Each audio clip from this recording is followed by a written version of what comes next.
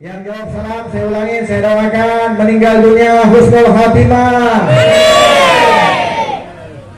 masuk surga bersama Nabi Muhammad. Amin ya rabbal. Ulang ya. Assalamualaikum warahmatullahi wabarakatuh.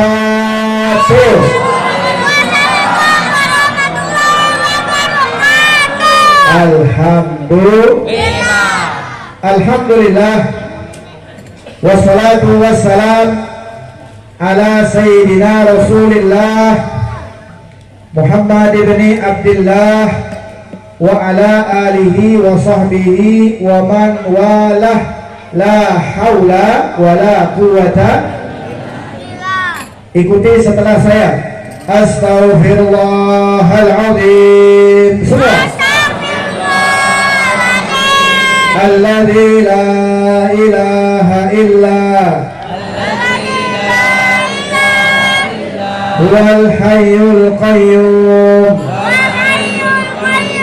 wa atubu ilaih min kulli dzambin 'adzim wa min jami'i ma'asi wal khotoya sirran wa jahran zahiran wa batinan qawlan wa fi'lan sam'an wa basaran taubatan nasuha la ilaha illallah. Semua. La ilaha illallah. La ilaha illallah. Muhammadur Rasulullah sallallahu alaihi wa alihi wa sahbihi wa sallam. Kalimatu haqqin 'alaiha nahya wa 'alaiha namut wa 'alaiha nub'atsu insyaallah ta'ala minal aminin. Amin ya rabbal. Yang kita cintai, para orang tua kita, wabil khusus ayahanda kami Sayyidul Walid Al-Habib Alwi bin Ahmad Al-Kab, semoga beliau panjang umur, sehat walafiat. Amin. Juga paman kami Habib Oji Al-Kab, paman kami Habib Abu Bakar Al-Kab. Juga ada Habib Fahmi Syahab, Habib Idrus Ali dan para Habib lainnya yang mohon maaf tidak disebutkan namanya satu persatu, namun tidak mengurangi rasa hormat kami. Kita doakan habaib yang hadir panjang umur, sehat walafiat. Banyak juga di antara yang hadir guru kita, ada Kiai Haji Wayani, Kiai Haji Ahyani dan para kiai yang lainnya. Kita doakan mudah-mudahan kiai kita panjang umur, sehat walafiat.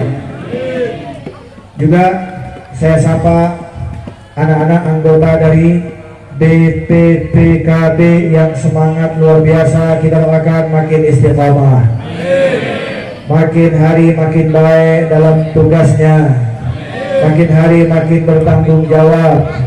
Dan tentunya juga kita doakan Sahibul Bait Bos Ali mudah-mudahan makin jaya, mudah-mudahan tercapai hajat-hajatnya. Amin ya rabbal. Pertanyaan saya, semua yang hadir pada malam ini bahagia tidak? Bahagia. Jawab yang semangat, jangan lemes. Bahagia tidak? Bahagia. Yang kompak, senang tidak? Alhamdulillah. Dari tadi Pak Daisha kita duduk sama-sama. Bantu saya, duduk sama-sama. Mana suaranya? Duduk sama-sama. Doa sama-sama. Sholawatan sama-sama. Ngaji sama-sama. Lapar. Lapar semua ya. Ulang. Duduk sama-sama. Doa sama-sama. Ngaji sama-sama. Ngantuk. Yang ngantuk silakan tidur. Mudah-mudahan kebersamaan ini membuat kampung ini terus diturunkan hujan rahmat oleh Allah Subhanahu wa taala. Amin. Karena yang namanya kebersamaan itu mengundang al-jama'atu rahmah. Berkumpul seperti ini adalah rahmat.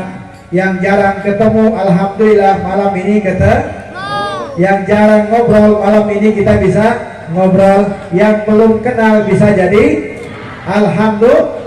Berkat acara ini mudah-mudahan pertalian saudara kita makin erat, makin baik, makin bagus, agar kampung ini terus diturunkan hujan rahmat oleh Allah Subhanahu. Leres tuh? Di sini bahasa Sunda, bahasa Inggris? Bahasa Inggris? Udah kita coba pakai bahasa Inggris ya. Siap-siap nangis. Ladies and gentlemen, I think that I could tell you for the time being, and I would like to tell you others in the days. Christian family, I thank you very much for your good attention in joining my story. Ke atas deh. Paham tidak? Jujur, jangan ada dusta di antara kita. Paham tidak? Kalau begitu sama, saya juga nggak paham. Bapak Ibu yang dirahmati oleh Allah Subhanahu wa Ta'ala, tujuan kita mengadakan acara-acara seperti ini adalah tujuannya agar hati ini makin dekat kepada Allah, makin dekat kepada junjungan kita Nabi besar Muhammad Sallallahu Alaihi. Makanya acara kayak gini jangan sampai kita menjadi orang-orang yang lalai, jangan sampai menjadi orang-orang yang rugi, jangan sampai juga kita salah niat. Maka datang dari rumah menuju ke tempat ini adalah kita menunjukkan bahwa kita semuanya adalah hamba Allah dari umat Nabi besar Muhammad yang malam ini membuktikan cinta. Membuktikan apa? Cinta. Kurang semangat. Cinta. Saya mau nanya, yang hadir cinta sama Nabi enggak? Ibu-ibu dulu, bapak-bapak nanti. Ibu-ibu dulu. Ibu yang ada di belakang sana cinta sama Nabi? Yang semangat cinta sama Nabi? Yakin? Benar? Benar-benar? Kenapa kalau di rumah kumpul sama kawannya ngomongin orang? Kenapa kalau ke warung ke depan rumah kagak pakai jilbab? Ada yang kayak begitu di sini ada? Ada? Mana orangnya? Mana? Artinya cintanya cinta palsu. Ada ibu-ibu di sana, bukan di sini ya, di sana. Saya pernah diundang ceramah juga agak malam, selesai jam 12 karena masuk gang. Pas pulang mau ke mobil sama nih kayak gini masuk gang. Pas pulang ke mobil lewatin ada rumah, ibu-ibu lagi nggak pakai jilbab. Pas lihat saya, ada Habib masuk rumah, tutup pintunya. Ada yang kayak begitu di sini ada? Lihat Habib kayak lihat setan. Ada lagi lihat Habib nggak pakai jilbab, astagfirullahaladzim, langsung masuk ke rumah, kunci pintunya kayak takut sama maling.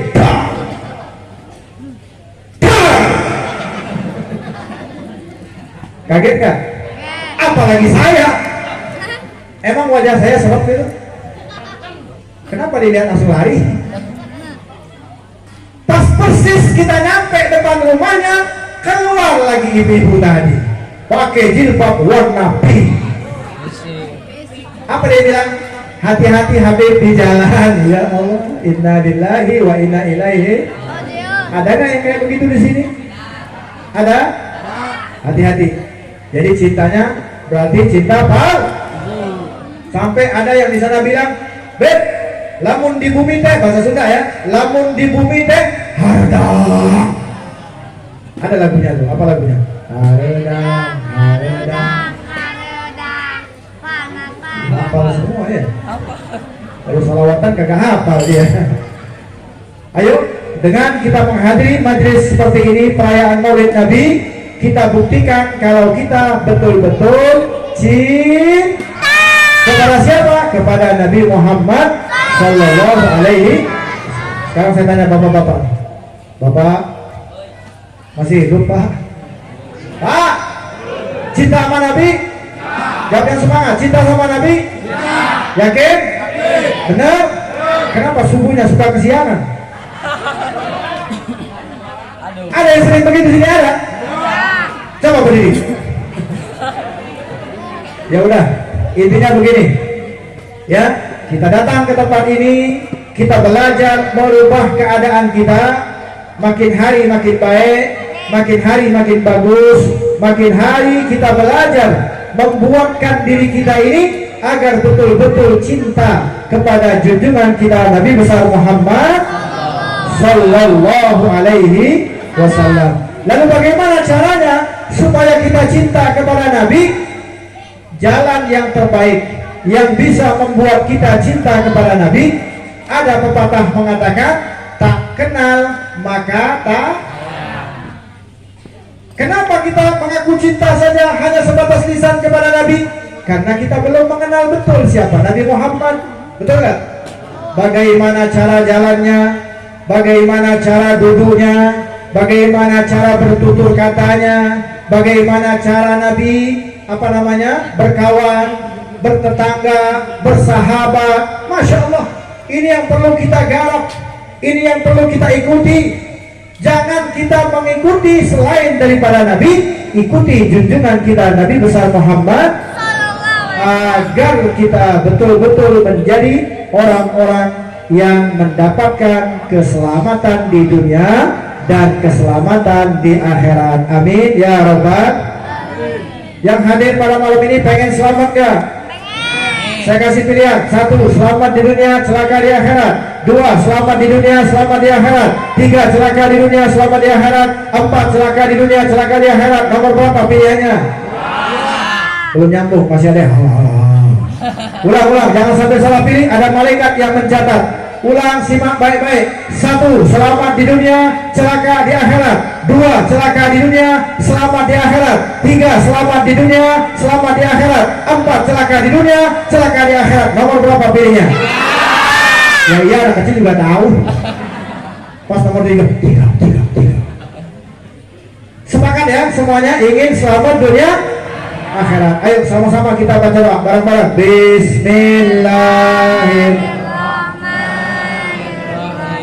Rabbana atina fid dunya hasanah wa fil akhirati hasanah wa qina.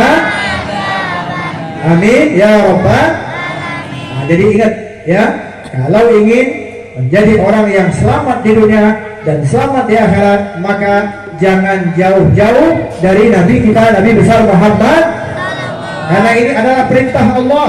Wa'lamu anna fikum Rasulullah. Ketahuilah bahwasanya di dalam kehidupan kita, dari mulai kita tidur sampai kita bangun, sampai kita tidur kembali, ada Nabi kita, Nabi besar Muhammad. Masuk toilet ikut cara Nabi Muhammad, betul? Apalagi mau tidur ikut cara Nabi Muhammad, dan ini harus dipelajari.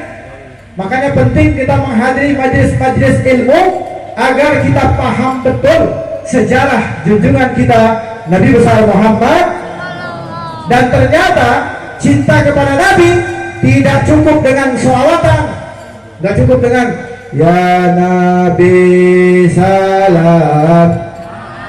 Mana suaranya? Ya Rasul salam.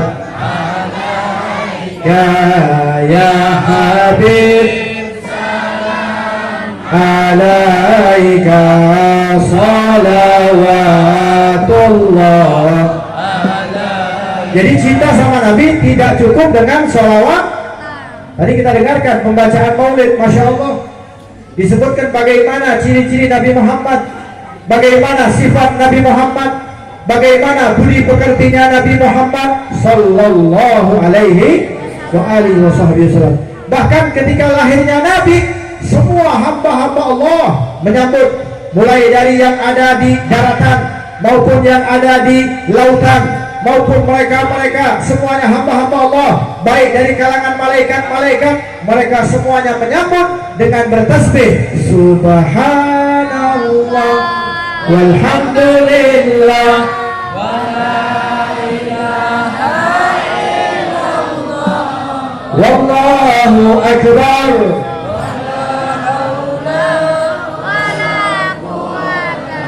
Inna billahil ali. Menyambut dengan tasbih. Bahkan semua binatang-binatang itu mereka kenal sama Nabi Muhammad. Pernah terjadi ketika seorang pengembala menjaga kambing peliharaannya. Ibu pengembala jaga kambing peliharaannya yang jumlahnya banyak. Saat dia lagi jaga, tiba-tiba ada serigala. Kalau kita yang ada di sini ketemu serigala, siapa yang lari? Jujur, ketemu serigala yang lari siapa? Salah, dua-duanya lari. Serigala lari kejar kita, kita lari apa? Menyelamatkan diri, betul nggak? Ketemu serigala dan ternyata serigala tersebut mengambil satu daripada kambing-kambing yang dalam jumlah yang sangat banyak. Ini terjadi di zaman Nabi. Maka karena sibuknya pengembala ini, dia tidak tahu berita. Orang yang sibuk dengan urusan dunia berarti dia lupa kepada akhirat, betul nggak? Ada orang ngumpulin harta terus saja. Rumah bangun lagi, kurang gede digedein, parkir kurang besar tambah lagi, beli tanah. Wah kurang rumahnya, tambah satu lagi, beli lagi. Udah beres dia beli rumah, rapi semuanya, mati dianya. Ada yang kayak begitu. Akhirnya apa?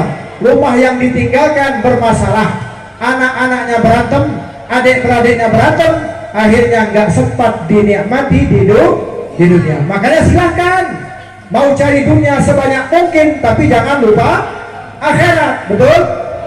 Kita cari dunia nggak masalah. Sahabat Nabi kaya raya, Sayyidina Abu Bakar kaya raya, Sayyidina Umar kaya raya.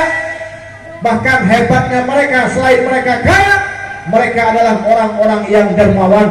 Mereka tidak takut miskin. Kenapa? Karena mereka mencontoh Sayyidul Wujud, Sayyidina wa Maulana Muhammad sallallahu alaihi wasallam. Ketika kambing tersebut diambil oleh serigala, maka pengembala ini melihat marah. Oh, dia ternyata jago di dalam penjagaannya. Pas serigala ngambil, karena dia sedang menggigit seekor kambing yang besar, larinya tidak terlalu kencang, maka dikejar sama pengembala, dapat dihadangin.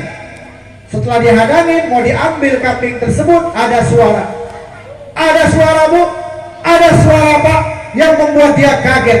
Bagaimana bunyi suaranya? Suaranya memberikan nasihat.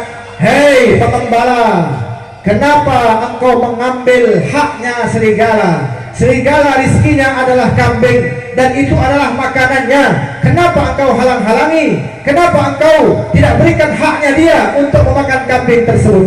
Bingung pengembala tadi. Ini siapa yang ngomong? Nggak ada orang.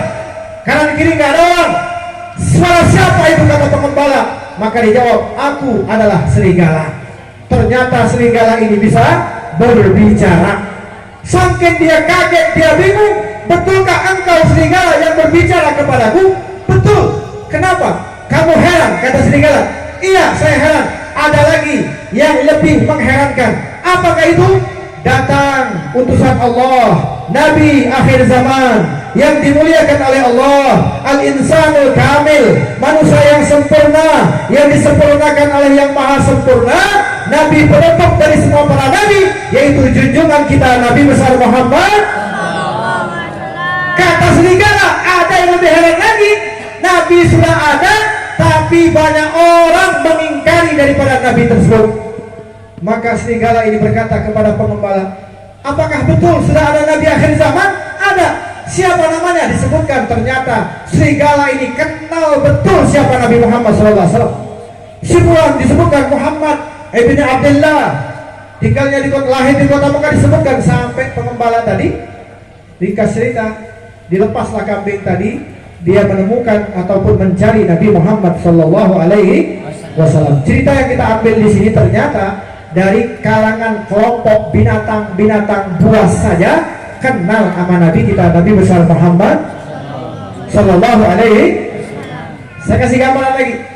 salah satu maula Rasulullah, yaitu pembantunya Nabi Muhammad. Suatu ketika dia sedang berjalan memakai kapal atau menaikin kapal, terjadilah ombak yang begitu besar sehingga menyebabkan kapalnya tenggelam. Tapi sahabat ini selamat. Dia adalah pembantu Rasulullah yang selalu ngurusin Nabi Muhammad, yang selalu pegang sendal Nabi, yang selalu mencuci toilet dan lain sebagainya. Pokoknya bantuin Nabi. Ini pembantu, khadam. Suatu ketika dia naik kapal, kapal yang tenggelam, menyebabkan dia juga hampir tidak selamat. Dan ternyata dia selamat karena dia apa? Memegang sisa-sisa bekas pecahan-pecahan kapal tersebut. Sampai dia terbawa arus, terdamparlah dalam satu pulau. Begitu sampai di pulau, dia selamat, dia bersyukur kepada Allah. Tapi uniknya, yang namanya zaman dulu tidak ada kompas, zaman dulu tidak ada Google Map, betul ya? Zaman dulu nggak ada. Dia tidak tahu ini di mana, harus kemana, lari kemana, berjalan kemana. Dia bingung. Saat dia bingung, ternyata di depan dia ada seekor singa yang sedang lapar. Yang ketika melihat sahabat ini, singa tersebut hendak menerkamkan apa? Karena ingin makan daripada manusia tadi. Tapi ternyata sahabat itu cerdas, sahabat Nabi itu luar biasa. Mereka tahu betul binatang-binatang, walaupun sebuas apapun binatang, pasti mereka kenal siapa Nabi Muhammad Sallallahu Alaihi Wasallam. Ketika singa hendak menerkam, apa kata sahabat tadi? Klik ya Asyad, berhenti wahai singa. Li'annani kharimah Rasulullah, karena aku adalah pembantunya Nabi Muhammad. Singa yang tadinya garam, yang tadinya beras, yang tadinya hendak menerkam, mendengar nama Nabi diucapkan, langsung menjadi hamba Allah yang beradab, menjadi hamba Allah yang betul-betul ingat dan rindu kepada Nabi Muhammad SAW. Kagak jadi diterkam manusia tadi, sahabat tadi. Maka singa tersebut berjalan ngebelakangin sahabat, kemudian badannya didorong-dorong sama singa tadi, didorong, sampai dia berjalan, belok kiri, belok kanan, didorong sama singa. Ternyata singa ini menunjukkan jalan keluar dia supaya dia bisa kembali ke rumahnya dalam keadaan selamat. Terbayang gak di otak kita bagaimana singa saja kenal sama Nabi Muhammad SAW? Saking cintanya sama Nabi, walau dalam keadaan lapar, dia tidak jadi makan. Bahkan dia mencari cara agar Nabi itu senang, diselamatkan sahabat Nabi Muhammad Sallallahu Alaihi. Bukan hanya binatang, semua. Bahkan pernah terjadi di pinggir kota Mekah, Pak. Waktu itu Nabi sedang berjalan bersama Sayyidina Ali. Bersama siapa? Ulang, bersama siapa? Sayyidina Ali. Di pinggir kota Mekah, jalan Nabi Muhammad sama Sayyidina Ali. Pas lagi jalan, tiba-tiba terdengar suara yang ngucapin salam. Bagaimana bunyinya? Ikutin saya. Assalamualaikum ya Rasulullah. Semua. Assalamualaikum ya Habiballah. Assalamualaikum ya Nabi Allah. Ternyata pas lagi jalan sama Sayyidina Ali bin Abi Thalib radhiyallahu anhu, ada suara yang ngucapin salam. Ditoleh sama Sayyidina Ali, ternyata ada suara tidak ada wujudnya. Bareng-bareng. Ada suara tidak ada wujudnya. Bahasa Sunda. Aya suara te aya wujud. Semua. Masih kurang semangat. Yang semangat. Ayat suara. Nanti pulang dari sini sambil jalan ya. Ada suara. Sama kayak di sana kemarin pas saya pulang, di depan ada jalan anak-anak kecil yang habis ikut tablik akbar juga. Pas lihat mobil kita, pas lihat ada Habib. Pas kita buka, ayat suara, ayat wujud. Ya Allah, ingatnya cuma itu doang berarti ya. Ma'asyiral hadirin, pertanyaan saya, ada suara tapi tidak ada wujud. Aneh tidak? Aneh tapi misalnya ibu-ibu atau bapak-bapak pulang dari sini jalan kaki, ngelewatin gang sempit, pas lagi jalan tiba-tiba ada suara Assalamualaikum. Pas ditoleh ada suara tidak ada. Hanya ada dua pilihan, lari atau nyari suara tadi. Jujur, lari apa nyari? Lari. Kenapa lari? Lu kan ngucapin salam, mestinya ditoleh dulu. Waalaikumsalam, lari. Jalan lagi, kalau tadi sebelah kanan, sekarang sumber suaranya dari sebelah kiri. Bagaimana bunyinya? Sama. Assalamualaikum ya Nabi Allah. Semua. Assalamualaikum ya Rasulullah. Ternyata ketika Sayyidina Ali mendengar suara tadi ditoleh sama. Gimana bunyinya?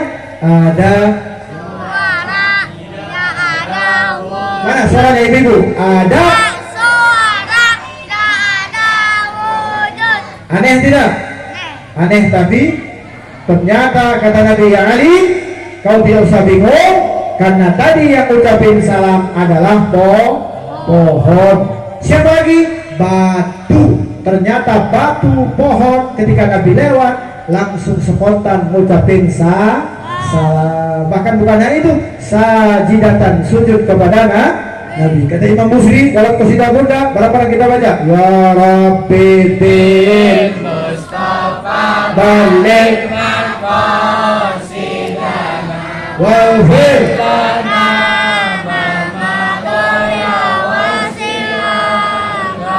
ja'at li da'watihil ashjaru sajidatan tamshi ilaihi ala sagin bila qadami maulaya salli wa sallim daiman abada ala habibika khairil khalqi kullin.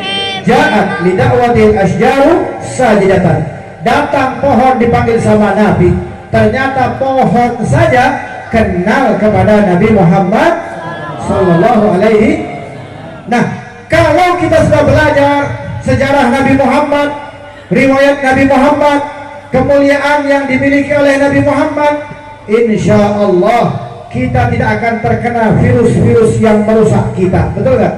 Karena akhir-akhir ini banyak virus, Pak. Ada orang berpakaian ulama, tapi perkataannya mengajak kita untuk apa?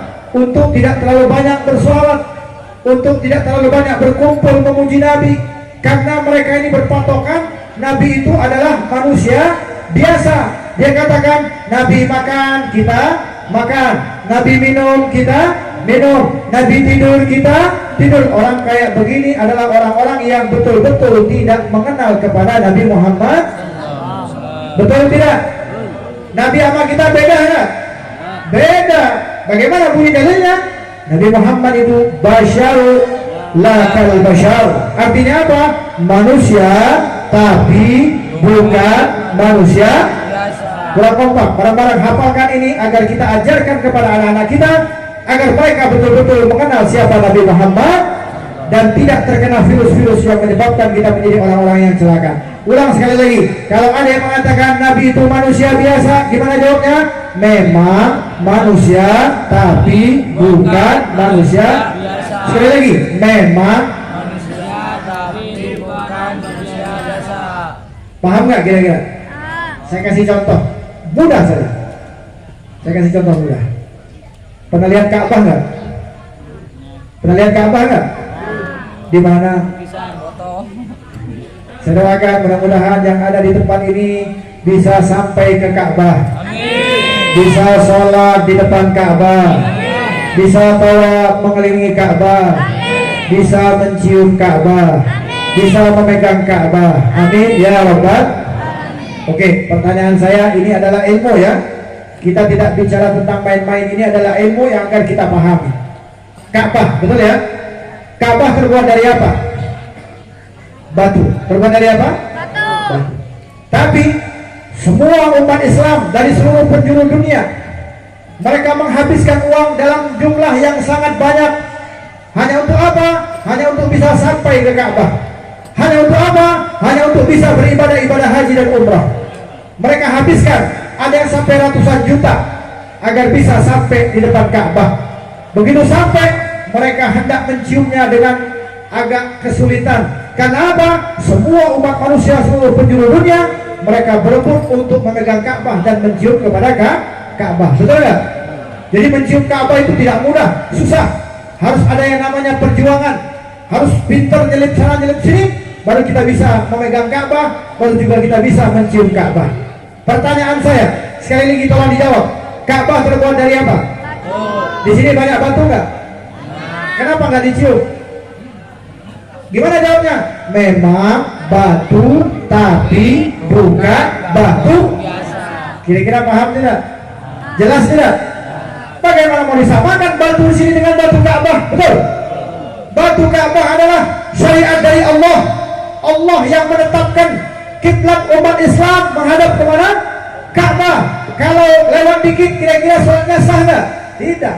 Bukan hanya Ka'bah, di situ ada batu Hajar Ismail, bahkan bekas tapak Nabi Ibrahim alaihis nggak boleh digeser. Bekas tapak di sini banyak nggak bekas tapak? Banyak nggak? Bekas tapak Nabi Ibrahim diabadikan, nggak boleh digeser. Bahkan dikatakan siapa yang berdoa di dekat situ, doanya diijabah oleh Allah Subhanahu. Artinya kalau benda mati saja datang syariat dari Allah bisa menjadi mulia, apalagi junjungan kita Nabi besar Muhammad. Gak bisa disamakan dengan siapapun. Semuanya kita yang ada di sini, tolong jawab yang jujur, mau masuk surga nggak? Rindu sama surga? Kira-kira surga rindu nggak sama kita? Ayo jawab. Saya tanya sekali lagi, rindu sama surga? Surga rindu nggak sama kita? Nggak ada yang tahu. Pengen masuk surga? Hoyo? Hayang? Arek? Badek? Sekarang apa nanti? Sekarang. Kalau sekarang saya SMS pakai itu ya. Syarat mutlak kalau ingin masuk surga prosesnya lama, betul nggak? Melalui yang namanya alam dulu. Ya, dari alam dunia kita lewati yang namanya alam barzah.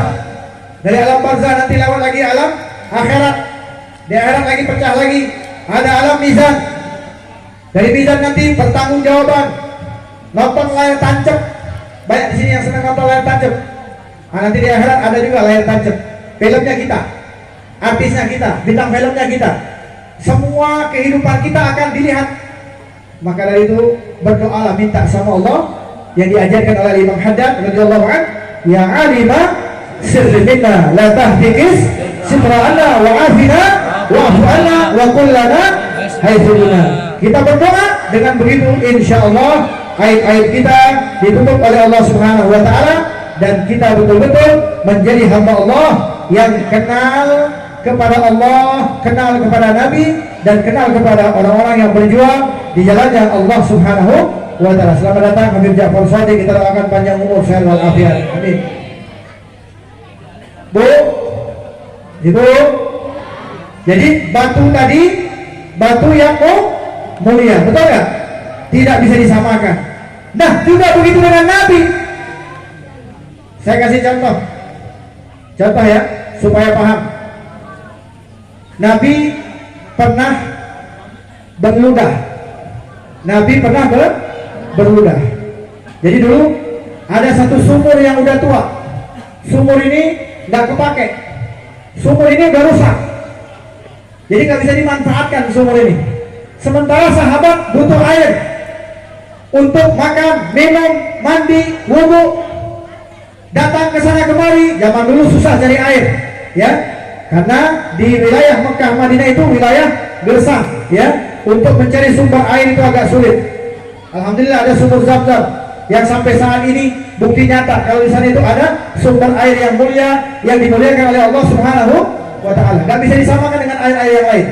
Nah, ketika itu mereka butuh air. Mereka mendatangi Nabi dan mengatakan, "Ya Rasulullah, kita sudah kehabisan stok air, gak ada air. Apa yang harus kita lakukan?" Maka Nabi mengatakan kepada para sahabat, "Apakah ada sumur yang sudah tidak terpakai?" "Ada ya Rasulullah. Ini sumur gak bisa dipakai lagi. Sumurnya udah kotor, rusak. Jadi gak ada yang pakai, rusak airnya, bau." Maka Nabi mendatangi sumur tersebut, Bu. Ketika Nabi sampai di sumur, apa yang dilakukan oleh Nabi? Langsung diludahin sama Nabi. Diludahin sama Nabi sumur tersebut. Ternyata air yang tadinya kotor, air yang tadinya tidak bisa dipakai, air yang tadinya air yang butek ataupun air yang sudah tidak layak pakai, berubah menjadi air yang sangat jernih bersih. Bahkan tidak habis-habis sampai saat ini ada sumur tersebut. Bekas apa? Bekas ludahnya Nabi Muhammad. Pertanyaan saya, ludah Nabi dengan ludah kita sama nggak? Sahabat itu berebut mengambil ludah Nabi. Ada yang sengaja buka tangan, ludahkan di sini ya Rasulullah. Setelah diludahkan sama Nabi, ludah tersebut dijilat oleh para sahabat, dimakan oleh para sahabat. Bahkan bukan hanya dijilat, diusapkan ke muka mereka. Setelah ludah Nabi bersentuhan dengan muka mereka, maka wajah-wajah mereka bercahaya kena bekas ludahnya Nabi Muhammad. Kalau ludah bapak-bapak, ibu-ibu ada yang mau nggak? Halo. Bu, habis makan jengkol ludahnya laku nggak? Ada yang mau nggak? Berarti ludah Nabi dengan ludah kita sama nggak? Beda nggak? Atau ludah saya ada yang mau nggak? Saya ludahin sekarang. Beda. Walau dia seorang ulama besar, ketika berludah, kemudian ludahnya tadi diusap ke muka, yang ada bukan cahaya, jerawat semua yang ada. Betul nggak? Karena tidak bisa disamakan ludahnya Nabi dengan ludahnya kita. Maka perlu kita belajar menggarap, belajar bagaimana istimewanya Nabi Muhammad, bagaimana cintanya para sahabat, bagaimana ketika Nabi hijrah ke kota Madinah yang dulu namanya Yasrib berubah menjadi kota Madinah. Maka dari itu sahabat-sahabat yang dari Mekah menuju ke Madinah dipanggil sahabat Nabi Shallallahu Alaihi Wasallam, yaitu yang mereka adalah muhajirin. Kemudian yang berada di Yasrib atau kota Madinah disebut sahabat Ansor. Ketika Nabi hijrah, perhatikan ini, orang-orang Madinah begitu senangnya mereka sambut dengan apa? Dengan lantunan-lantunan syair. Bagaimana bunyinya? Tola al-badru min saniyatin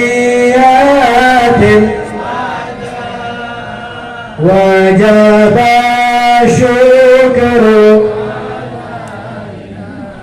bada'alillah. Disambut dengan tola al-badru, berebut semua para sahabat. Mereka menyambut, ada yang menawarkan, ya Rasulullah tinggallah di rumahku, ya Rasulullah tinggallah di rumah saya. Semua sahabat memperebutkan agar Nabi itu tinggal di rumah mereka. Ini minta, itu minta, ini minta, itu minta. Masih kita pahami sejarah ini agar kita tidak lupa bagaimana perjuangan para sahabat-sahabat Nabi Muhammad Sallallahu Alaihi Wasallam. Dikasih cerita, Nabi pun tidak menjawab kepada para sahabat. Kata Nabi, biarkan onta ini yang memilih. Biarkan onta ini yang memilih tempat di mana aku akan tinggal. Jalanlah onta tadi, masuk ke kiri, kemudian balik lagi ke kanan. Sahabat yang tadinya lihat onta melewati rumah dia, kemari wahai onta, berhenti di sini wahai onta. Tidak, ternyata onta jalan lagi. Semuanya mereka, bahkan sampai ada sahabat yang sengaja menghadang, jangan ke sana, ke rumah saya aja. Maka dihelas sama onta tadi. Terus onta berjalan sampai di kemudian berhentilah onta tersebut di rumah salah satu sahabat Nabi yang bernama Abu Ayyub Al-Ansari radhiyallahu anhu. Alangkah senangnya dia, alangkah mulianya dia, rumahnya dia ditinggali oleh Nabi Muhammad sallallahu alaihi. Masya Allah, senang, bahagia. Kemudian diberikan makanan, dimakan sama Nabi. Alangkah beruntungnya sahabat ini. Suatu ketika bapak Nabi dihidangkan makanan oleh Abu Ayyub Al-Ansari, tapi makanan ini tidak dimakan sama Nabi. Makanan ini tidak disentuh oleh Nabi. Biasanya Pak, bekas makanan Nabi tadi, mereka sekeluarga, anak istrinya berebut. Bukan hanya bekas nasi, bekas cuci tangan Nabi diminum oleh mereka. Suatu ketika makanan ini nggak disentuh sedikit pun oleh Nabi, sampai beliau bingung, ada apa? Kenapa makanan ini tidak disentuh? Apakah ada salahnya makanan ini? Maka ringkas cerita, karena dia ingin tahu, datanglah Abu Ayyub Al-Ansari bertanya kepada Rasulullah, ya Rasulullah, kenapa makanan yang kami masak tidak engkau makan? Perhatikan ini Bu, perhatikan ini Pak. Apa jawaban Nabi? Di dalam makananmu itu ada bawang putih dan bawang merah, dan aku tidak makan bawang putih dan bawang merah. Silakan engkau makan, engkau boleh makan kata Nabi, tapi aku adalah orang yang selalu bermunajah kepada Allah. Orang yang makan bawang artinya dia akan bau dan tidak akan didekati oleh malaikat. Bawang aja menyebabkan kita jauh daripada malaikat, apalagi rokok. Kira-kira begitu. Yang kita bahas bukan rokoknya ya. Ini cerita bawang dulu. Bawang saja menyebabkan malaikat gak mau dekat, apalagi rokok dan lain-lainnya yang makruh-makruh. Artinya mulailah saat ini kita kurangin yang makruh-makruh agar kita dekat dengan malaikat-malaikat Allah, agar kita betul-betul bermunajah. Di samping kanan kiri kita bukan setan, di samping kanan kiri kita adalah malaikat-malaikat Allah Subhanahu wa ta'ala yang menemani kita ibadah, dan tentunya insya Allah ibadah kita diterima oleh Allah Subhanahu wa ta'ala. Amin ya rabbal. Maka dari itu majelis yang penuh dengan berkah ini, ayo kita mulai dari sini, pulang dari sini, ikuti Nabi Muhammad. Apapun yang dilakukan oleh Nabi Muhammad, ikuti sunnah-sunnah Nabi, hidupkan agar kita betul-betul menjadi orang-orang yang beruntung di dunia dan beruntung di akhirat. Amin ya rabbal. Amin ya rabbal. Penutup dari tausiah saya, Ibu, Bapak yang ada pena disiapkan. Kalau tidak ada pena, siapkan HP, tulis, karena ini mudah-mudahan manfaat. Walaupun ini diulang berkali-kali, mudah-mudahan kita terus mengingatnya daripada cerita ini, karena ini adalah hal-hal yang bisa membawa kita menjadi orang-orang yang bukan hanya masuk ke dalam surga, tapi menjadi penghuni. Saya tanya nih, yang ada mau masuk surga atau jadi penghuni surga? Ulang. Yang ada di sini, bapak-bapak, ibu-ibu, mau masuk surga atau jadi penghuni surga? Masuk sama penghuni beda tidak? Kalau masuk berarti belum tentu punya rumah. Orang masuk rumah belum tentu rumah dia, tapi kalau penghuni rumah pasti punya. Nah, cara yang terbaik ada metode ini bisa menyebabkan kita menjadi orang-orang yang tentunya bukan hanya masuk ke dalam surga, tapi menjadi penghuni surga. Mudah-mudahan semuanya kita menjadi penghuni surga. Amin ya rabbal. Ketika Nabi tausiah di depan para sahabat, dan jarang sekali Nabi mengatakan mengasih isyarat. Apa bunyi isyaratnya? Kata Nabi, akan datang ke majelis kita ini, kata Nabi, bukan sekarang ya, ini di majelisnya Nabi, akan datang ke tempat ini, dialah ciri-ciri penghuni surga. Itulah sahabat Nabi, mereka haus. Walau mereka sudah mulia, tapi mereka masih haus. Padahal semua sahabat itu mulia.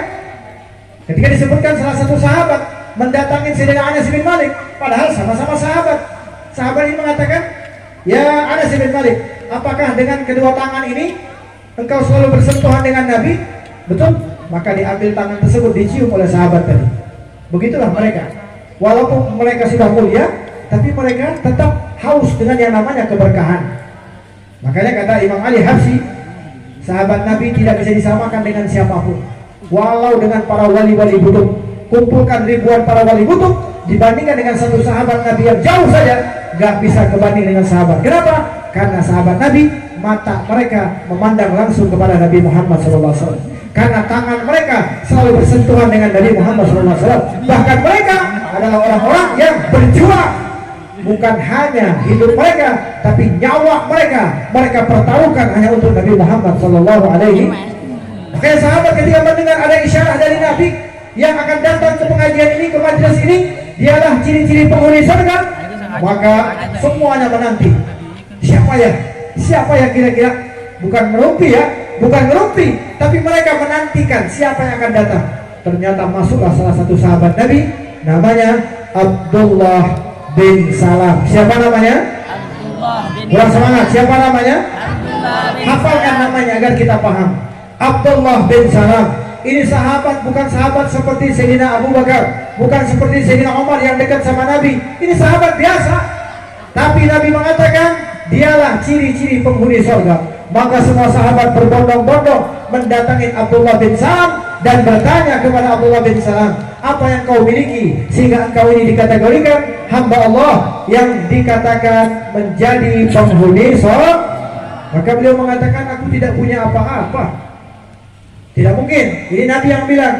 Maka dia berpikir, ada dua perkara yang tidak pernah aku tinggalkan. Ternyata dengan dua perkara ini bisa menyebabkan orang tersebut masuk ke dalam kategori menjadi penghuni sholat. Apa yang pertama? Catat, rekam, hafalkan agar kita pulang dari sini menjadi orang-orang yang beruntung di dunia dan beruntung di akhirat. Yang pertama, kata Abdullah bin Salam, salamatus sadr, selamat dari penyakit hati. Ingat, awas, hati ini penyakit. Berapa banyak ada orang yang senang, yang bahagia, kenapa kita yang sakit? Betul? Banyak yang kayak begitu. Lihat iblis, hidupnya penuh dengan kemuliaan, terkenal, viral, followersnya banyak. Followersnya iblis adalah malaikat, terkenal iblis, dipuji oleh malaikat, ahli ibadah, ahli alim, luar biasa. Malaikat senang, malaikat bahkan belajar kepada iblis bagaimana cara menjadi hamba Allah yang betul-betul bertakwa kepada Allah. Dia udah senang, udah jadi penghuni surga. Cuma satu saja kesalahannya, punya penyakit hati. Ketika datang perintah dari Allah sujud kepada Nabi Adam, dia mengingkarinya. Artinya apa? Saat dia sudah mulia, dia ingkar kepada Allah, maka dia menjadi orang yang paling hina nanti di dunia dan di akhirat, menjadi orang yang paling celaka. Hamba Allah yang paling celaka di dunia dan akhirat adalah iblis. Maka jangan seperti iblis. Saya kasih contoh, Bu. Ibu masih hidup, Bu? Alhamdulillah, semoga panjang umur. Bu, misal tetangga nih, tetangga kita dapat rezeki beli kulkas 5 pintu. Misalnya beli kulkas 5 pintu. Ibu sebagai tetangga bahagia nggak? Punya tetangga yang berhasil, senang nggak? Bahagia nggak? Jujur aja, senang nggak? Di depan dia senang, puji-puji, masya Allah, ini hebat kulkasnya sampai 5 pintu. Saya aja yang 1 pintu nggak beres-beres gadgetnya. Begitu pulang, kalau tadi di depan tetangganya senang, pulang ke rumah panas dingin, kepalanya ada tempelan 5 tempelannya, karena ada 5 pintu kan, 5 tempelan. Pulang suaminya kaget, Bu, kenapa itu kepala ada tempelan 5? Tetangga. Kenapa tetangga? Kulkas 5 pintu. Ini kejadian ini, dan sering terjadi. Orang bahagia, kenapa kita yang sakit? Betul? Ini kejadian. Ada orang berhasil, mestinya kita sebagai tetangga bahagia. Alhamdulillah ya Allah, tetangga saya berhasil, mudah-mudahan selanjutnya saya. Ini tidak, ya Allah, kenapa tetangga saya berhasil, saya tidak? Ada yang kayak begitu sini, ada? Maka rubah. Ini namanya penyakit. Penyakit hati ini udah banyak contohnya. Di antaranya iblis. Kemudian gak lama kemudian, Bu, Pak, tetangga ini kalau kemarin kulkas 5 pintu, kata suaminya, sabar mah, kalau tetangga beli 5 pintu, nanti saya belikan mama 7 pintu. Mimpi kali ya, kata istrinya. Ya udah, 1 bulan 2 bulan kemudian dapat rezeki lagi, gak tanggung-tanggung. Dia dapat rezeki beli mobil merek Alfa, wah, yang harganya miliaran. Sebagai tetangga senang nggak? Bahagia nggak? Di depan bahagia, sampai rumah panas tiris, tempelan nambah 10 banyak. Datang suaminya kaget, nah kenapa itu tempelannya makin banyak? Nggak lihat apa di samping ada mobil baru? Iya, aku lihat mereknya Alfa, itu mahal mobilnya. Maka dari itu, masa kita naik mobil odong-odong dulu? Sementara tetangga udah naik pangkatnya, kita kapan? Sabar mah, kata suaminya. Sabar, kalau tetangga beli mobil Alfa, mama saya kasih Al-Fatihah. Artinya apa? Minta sama Allah, doa sama Allah. Ternyata orang yang punya penyakit bermasalah di dalam hatinya, doanya juga salah. Bagaimana bunyi doanya? Begadang suami istri, doa, ya Allah, kenapa tetangga saya, ya Allah, saya tahu betul suaminya jarang ke masjid, sementara istrinya jarang ke pengajian. Sementara kami, ya Allah, suami saya 5 waktu di masjid, istri saya selalu hadir di pengajian. Kenapa rezeki kami sempit? Rezeki tetangga saya menjadi rezeki yang banyak, yang halal. Kenapa ya Allah? Akhirnya doanya nyalahin Allah. Kenapa? Karena punya penyakit hati. Ini yang paling penting. Jaga kita punya hati. Gak usah ngurusin orang lain. Jaga.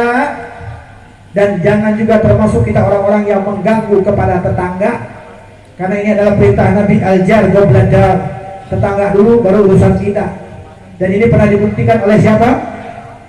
Al-Imam Hasan Al-Basri radhiyallahu anhu. Bu, Pak, Imam Hasan Basri ini perlu kita contoh. Beliau adalah ulama yang sangat sederhana, rumahnya biasa, nggak terlalu mewah, tinggalnya di kayak apartemen. Kebetulan di atas rumahnya tetangga dia Nasrani.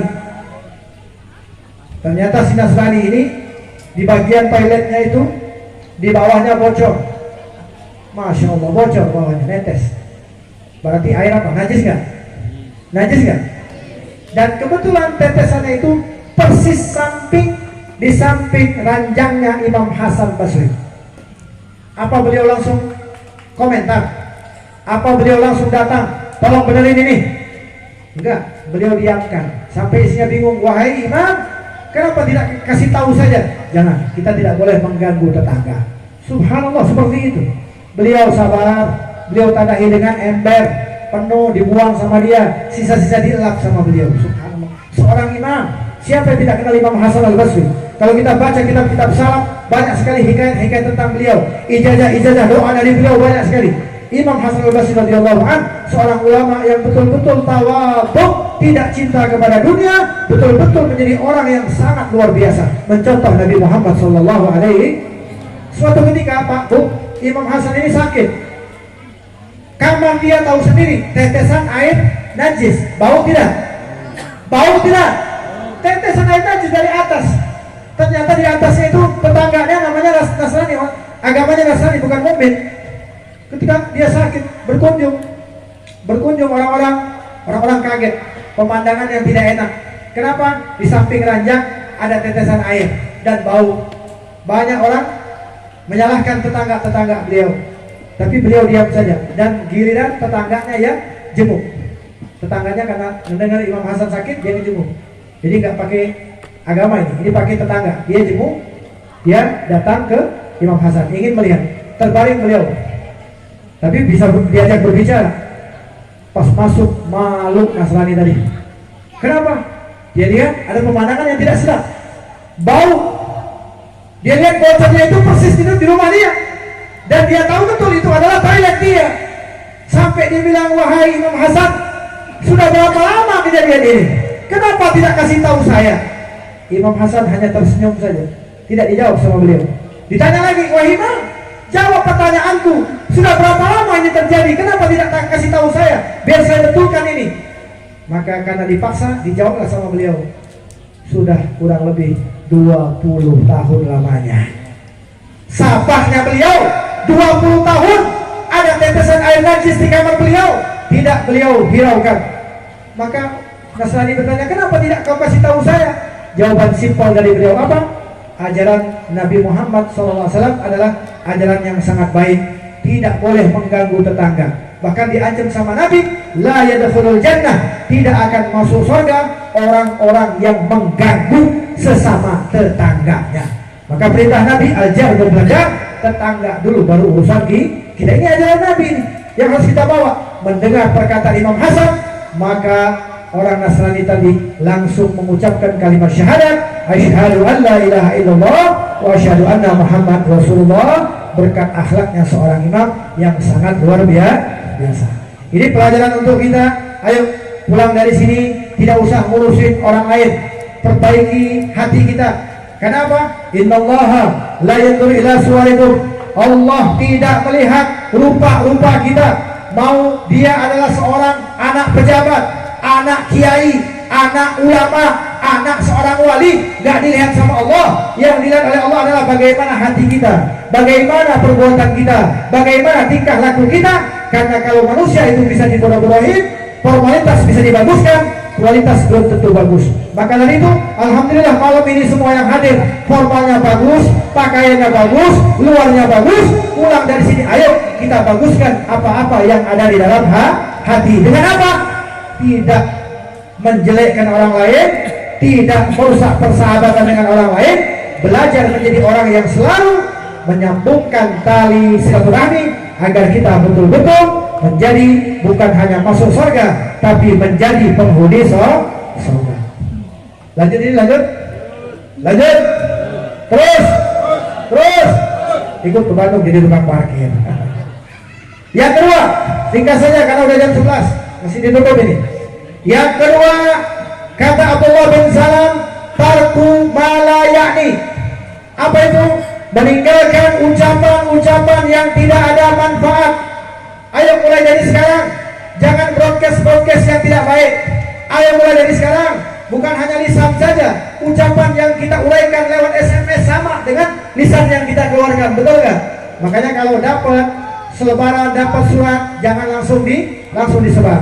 Aksirul istima wala tubtilul tasdik, kata para ulama kita, banyak ulama mengatakan aksirul istima wala tubtilul tasdik, banyak dengar tapi jangan percaya dulu, betul nggak? Saling, kata Imam Haddad, khud ma sofa wada'il kadam, ambil yang bagus, buang yang tidak. Kalau broadcastnya bagus, ambil buat kita dulu. Kalau kita udah benar, baru ngajak orang lain. Jangan jadi korban kopas. Apa korban kopi pasta ini sering nih. Saya sering dapat. Masuk bulan Maulid, WA-nya apa? Sebentar lagi akan masuk bulan Sya'ban. Padahal baru bulan Maulid. Saya tanya, ini masih Maulid? Astagfirullah, salah kirim. Bukan salah kirim, korban kopi pasta namanya itu. Hati-hati ya, kita jaga lisan kita. Ingat, apa yang keluar dari lisan ini akan dipertanggungjawabkan di hadapan Allah. Lihat, Imam Malik bin Dinar. Siapa yang tidak kenal? Imam Malik bin Dinar, orang yang dekat sama Allah, ulama yang terkenal.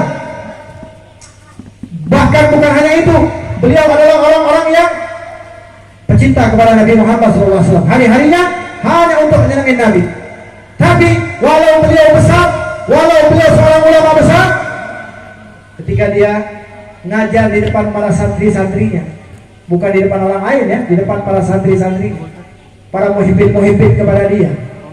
Qala Rasulullah, satu hadisnya, qala Rasulullah halan yabki. Satu hadis nangis, lama beliau menangis. Kemudian waqala Nabi sallallahu alaihi wasallam halan yabki. Satu hadis, bukan ngomongin orang, bukan ngomong-ngomong yang jorok, bukan ngejek orang lain, bukan buka aib orang lain, tapi satu hadis halan yabki. Kebayang nggak? Maka kita nangis sekarang. Banyak orang-orang yang berpakaian ulama, keluar dari lisannya kalimat-kalimat yang kotor, yang jorok. Ini beliau Imam Hasan al-Basri, ulama besar. Hadis yang dikeluarkan nangis. Sampai muridnya bertanya, kaifa antum tabki ya syekh? Kenapa engkau menangis wahai guru? Satu hadis nangis, nangisnya lama. Apa jawaban beliau? Tahukah kalian, yang keluar dari lisan ini akan dipertanggungjawabkan di hadapan Allah. Yang baik aja dipertanggungjawabkan, apalagi yang tidak baik. Maka dari itu ayo mulailah saat ini senangin Nabi Muhammad.